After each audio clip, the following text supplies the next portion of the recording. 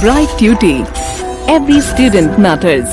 That pressure which any particular liquid exerts on the walls of the container, that pressure, that force is always perpendicular force in the upward direction, and that force is known as up thrust, right? Or we also call it with another name, that is, it is buoyant force. So what is the buoyant force? Buoyant force is the force exerted by any liquid in the upward direction, right? Now, have we seen any liquid exerting any force or pressure on any particular object? Let us take an experiment or an activity to relate this thing. Now what we'll do is, we'll just take a empty plastic bottle, right? And we take a bucket of water. Now we try to just put the plastic bottle in the bucket of water. What will you observe? You will observe that the plastic bottle, right, that floats on the surface of water. Now why did that happen? Because till now what we have studied is, the earth, because of its gravitational force, it pulls everything in the downward direction. Then why that plastic bottle didn't go down in the water? It is because the water exerts this upward force, which is known as the upthrust or the buoyant force. This principle is also known as buoyancy. Now we'll do one thing. What we'll do is, we'll exert some pressure with our finger on that plastic bottle. Now when I try to just make it sink in water, I'll feel that it has become a bit heavy and there is some upward force being acted on it. So I have to apply some more force, so that bottle, that plastic bottle, empty bottle, right, that goes into the water, right? And the moment I leave my finger, it will once again pop up. What does it show? It shows once again that there is some force which is acted upon that bottle, and that force is the force of buoyancy. That is the buoyant force that is being exerted by the liquids, right? So this is an activity through which we can say that there is some buoyant force which is acted upon by a particular liquid. Fine. Now what we'll do is, we'll perform a different activity. We'll see that when a plastic bottle was kept in water, it floated. Clear? But if I put an iron nail into that same water, much smaller in size, what happens? Now the iron nail sinks in that water. Rather than taking an iron nail, if I take a wooden block, that again, the wooden block will float in water. So somewhere somehow we came to a conclusion that it is the density of a substance because of which a substance floats or sinks in water, right? So this buoyant force is basically dependent on the density of the liquid as well as the density of the substance. Now let us take one more example.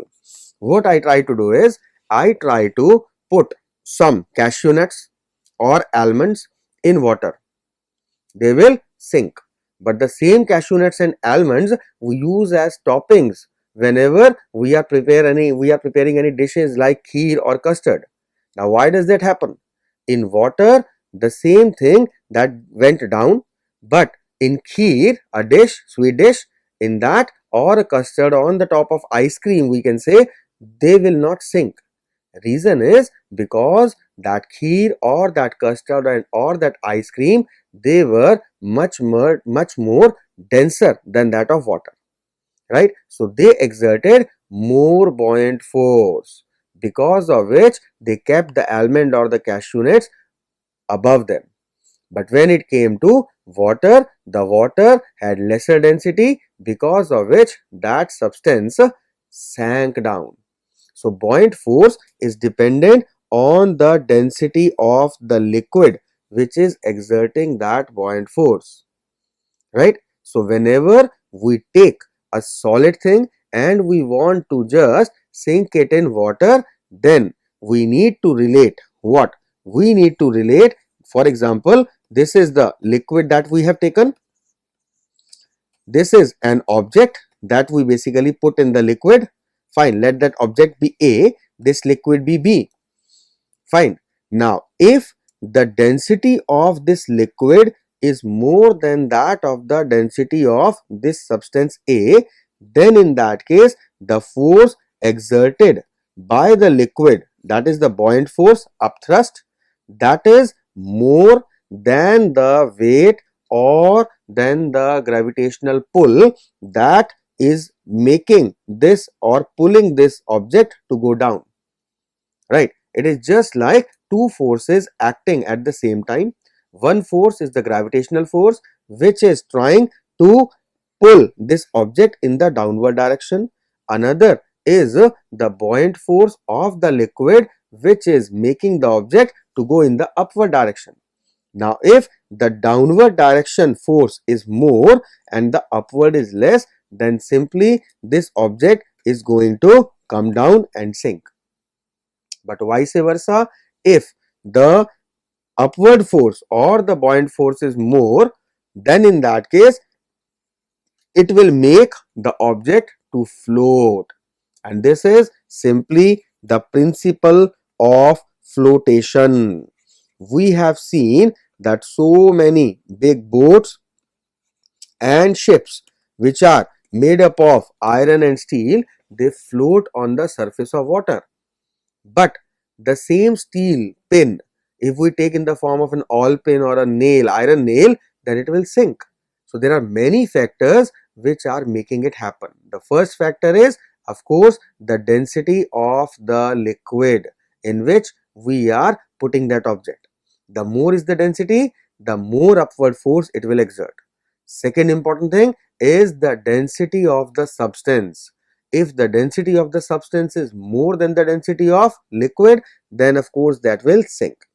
Third thing, quite importantly, also related here, is the area of contact. Why the area of contact? Because if the area of contact is less, then the force acting on that particular surface will be on a lesser area, which will be having lesser impact. But the same thing happens in the case of a boat or a ship. There we saw that the area of contact is quite more, because of which the downward water exerts pressure in the upward direction to a large area, making it to float. Right? Now in ships, basically there are certain airtight compartments also which are made for the purpose, which reduce the density of the ship. Right? So those airtight compartments are also meant for the same purpose, to keep the ship afloat. Right? Let us see this concept of upthrust with the help of, once again, an animated video.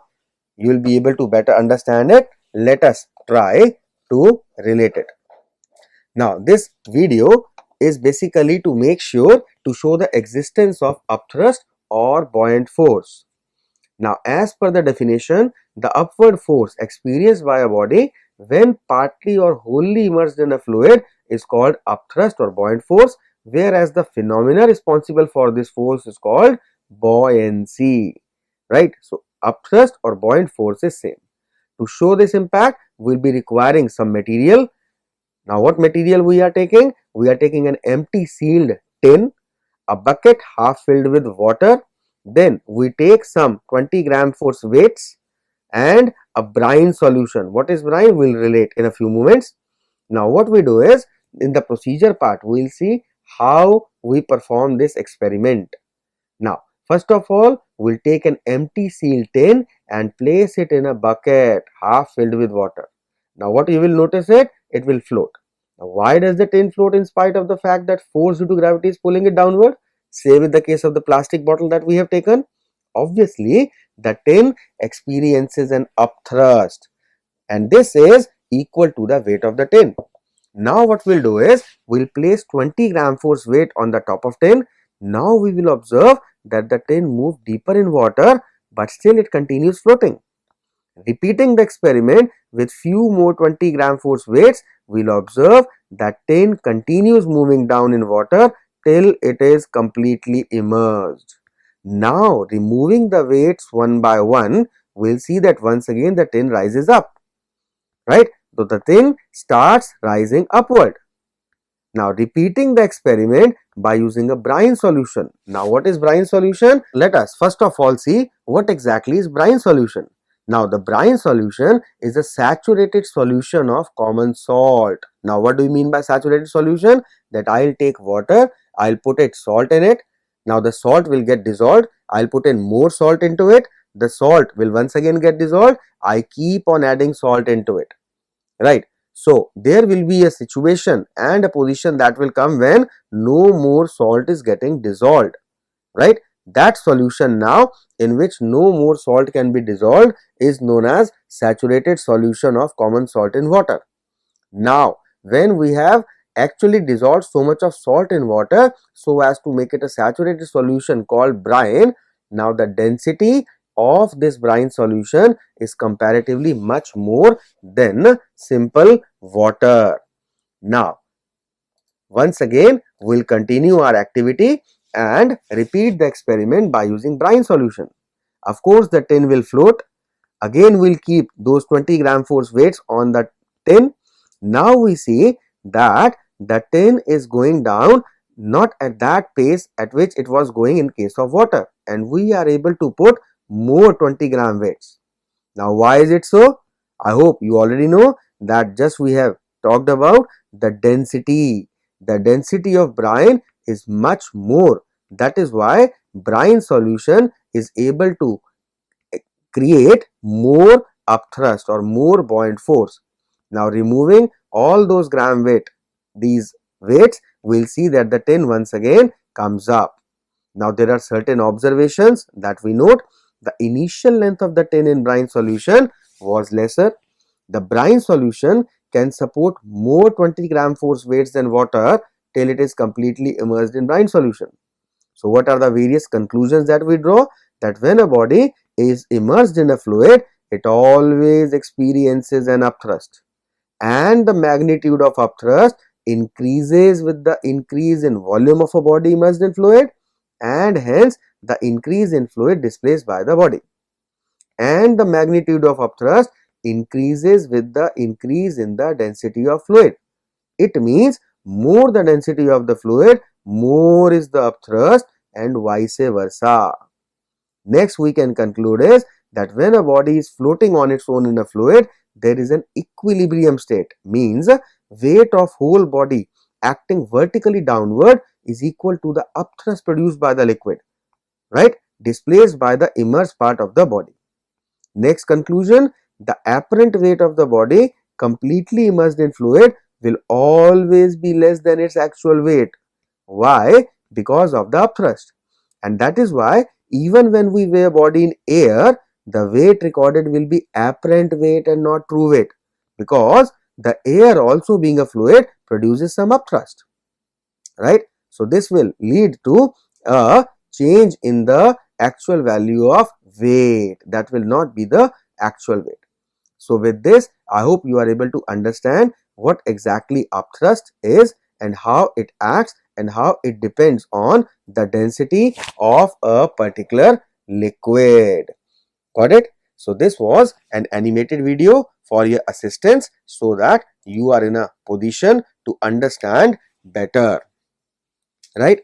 Now we can perform a few more activities based on this, and we can see how exactly in normal day life we see that certain objects, they float on water or they sink in water, right? Now, how exactly this principle works, that was explained by Archimedes. We'll be taking up that later. I hope till now you have understood each and everything. Please try to relate, and if needed, you can review the lecture again, right? Take care. Thank you so much.